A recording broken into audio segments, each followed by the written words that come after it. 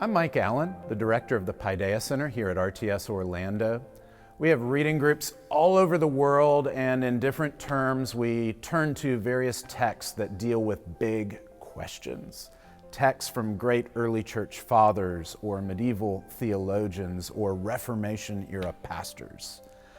We'll be turning to the Westminster Standards here in the near future, and I'd love for you to join us in that endeavor.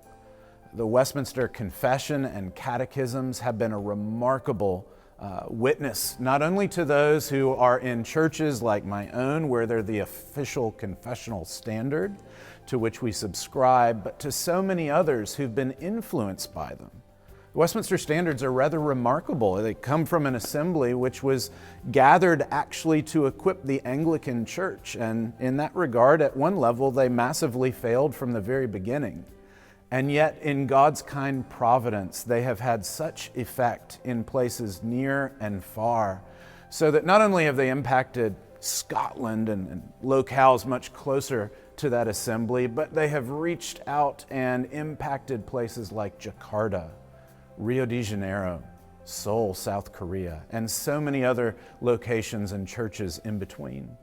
We'll have groups gathering all around the world as we seek to patiently read through this text, which seeks to offer a big picture guide to all of Scripture as it seeks to form our faith and our practice, not only to address weighty topics like God the Holy Trinity or election or Christ's mediation, but also to talk about really practical issues like how we worship when we gather, the way in which the sacraments are practiced, the way in which we think about public theology and the exercise of civil power in government.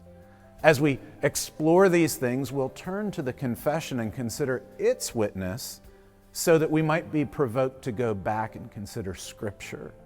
Better formed, better resourced, better prepared, that men and women in these groups will be wise, they'll be winsome, they'll be better able to engage others and to think in a Christian manner, to walk and to engage their churches and communities in a wise and mature fashion.